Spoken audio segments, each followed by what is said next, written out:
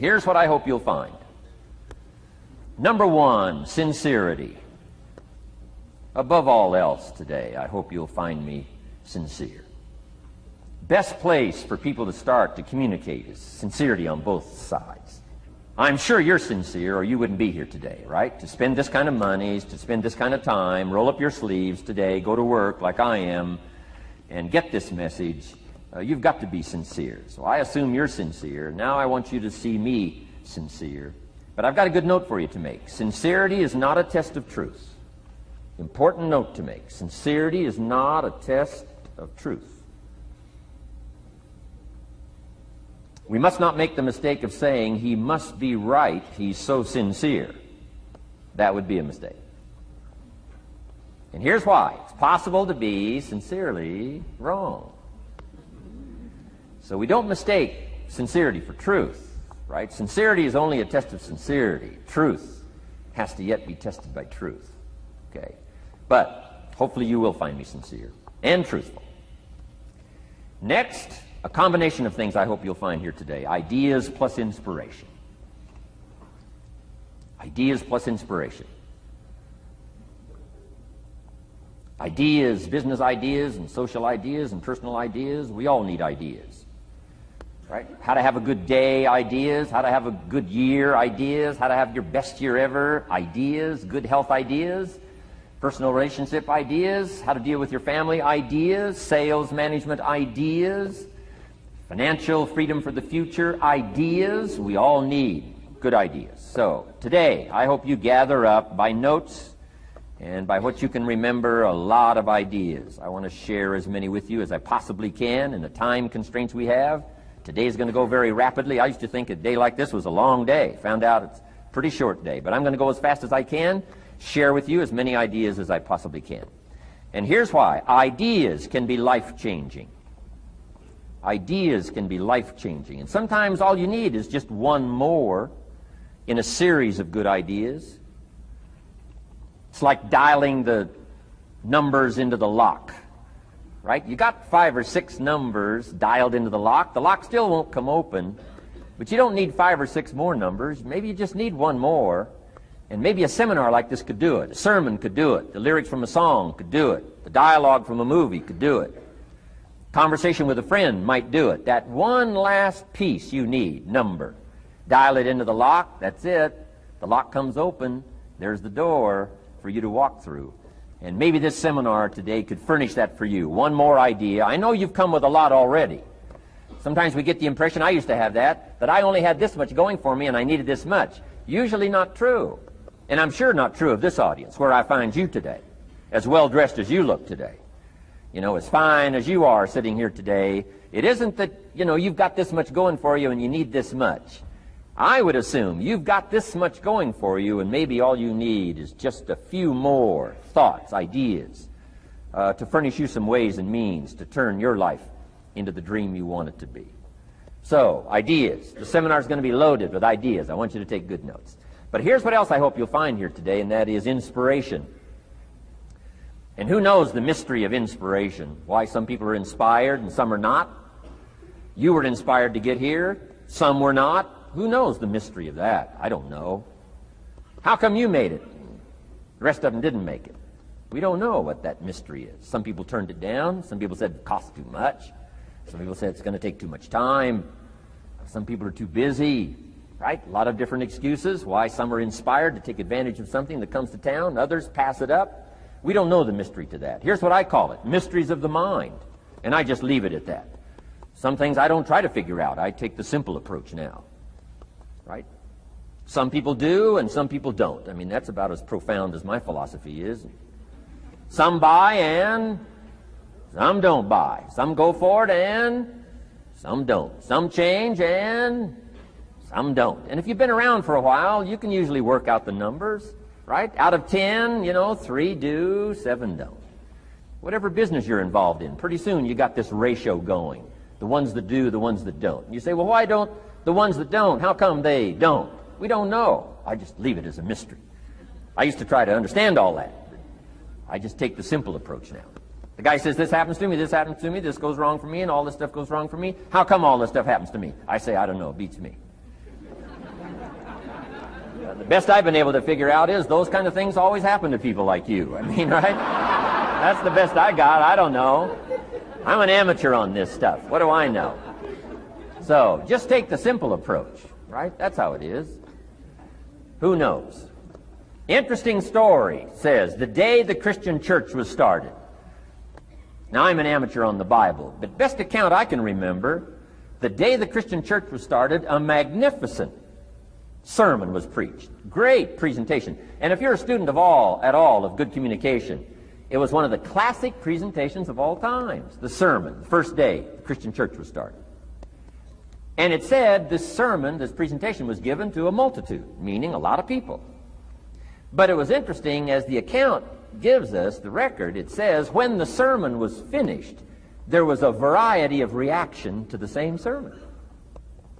Isn't that fascinating? I find it fascinating. It said some that heard this presentation were perplexed.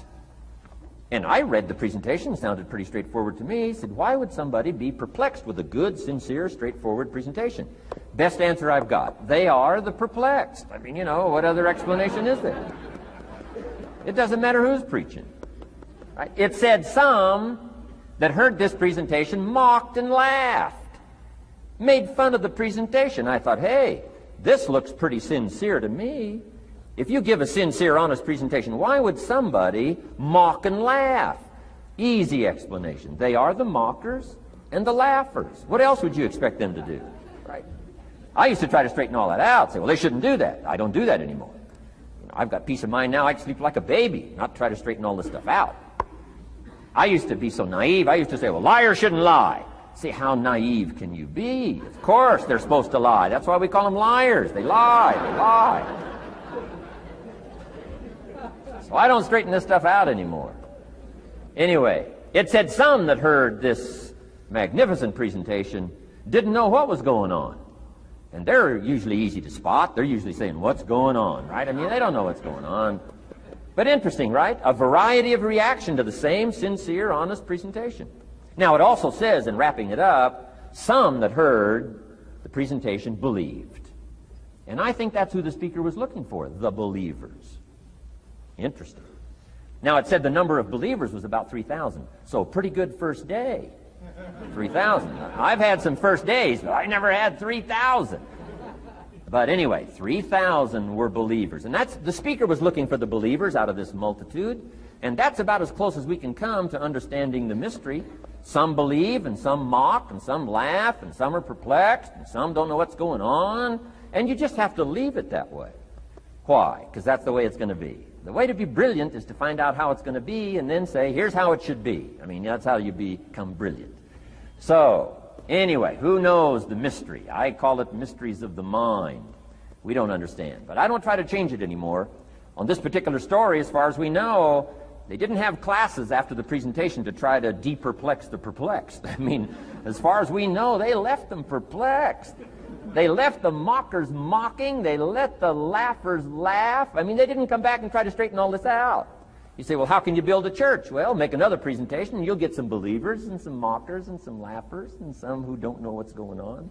So that's about the best we can do. So, but I'm glad I've got the believers here today. You believed enough to shell out your cash and part with your time and some of your effort and energy, and I appreciate that. So, hopefully you'll find some inspiration here today. All right?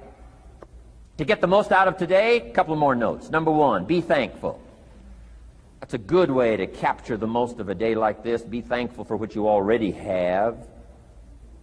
That shouldn't be any problem in America, being thankful. Everything we need is available in America. Everybody wants to come here, right? The last time I was here, that little presentation I gave, everybody wants to come here, America.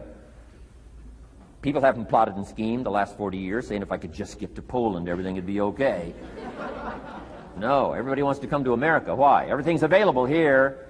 All the books you need, all the sermons you need, all the churches you need, all the schools you need, all the instruction you need, all the inspiration you need, all the capital you need, all the markets you need, all the challenge you need, all the information you need, all the seminars you need. Everything's available here. This is America. So number one, let's be thankful for what we already have. Thanksgiving does this. Opens up the doors, opens up the windows, opens up the channels. thanksgiving for what you already have. I did a seminar one weekend up at the ranch, up at Clear Lake. Got a lodge up there. Nice setting, high valley, high serenity ranch. For the weekend, Friday evening, Saturday, Sunday. People drove in from around California. I got there late Friday afternoon. Everybody had pretty well already gotten there. I couldn't believe the parking lot. Continentals and Eldorados and Mercedes and Cadillacs and unbelievable. Ferrari, one Rolls Royce, unbelievable. I walked in, good-looking crowd about like this, sitting there ready for the weekend seminar. My opening remarks were, ladies and gentlemen, I think the rest of the world would find it strange that we have all come here this weekend to try to figure out how to do better. Right? I think the rest of the world would say, I don't understand. Guy in his Rolls Royce saying, I got to get to the seminar, find out how to get another one of these Rolls Royces.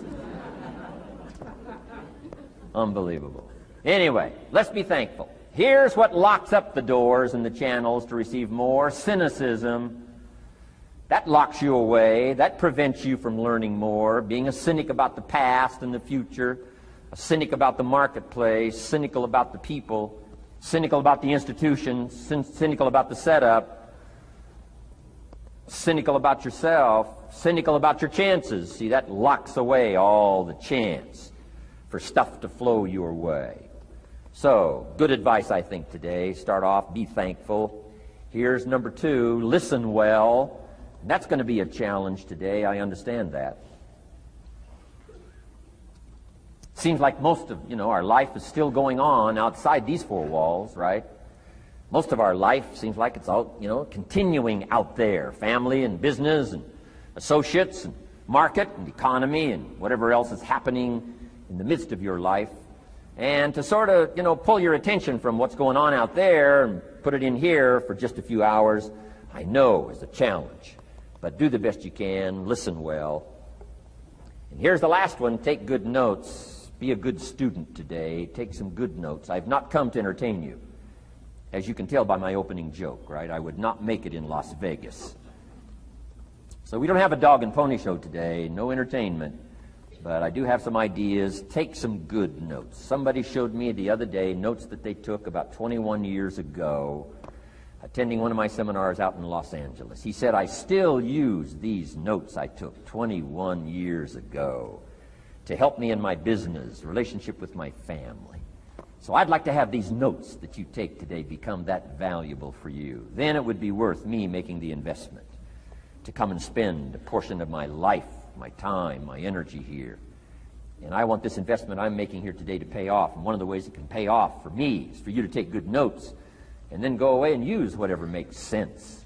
Because what I feast on coming back around is the stories out of this audience today. Sure enough, 6 weeks from now, 6 months from now, 6 years from now, somebody's going to, by phone, by letter, by personal contact, walk up to me and say, the things you shared that day got me thinking.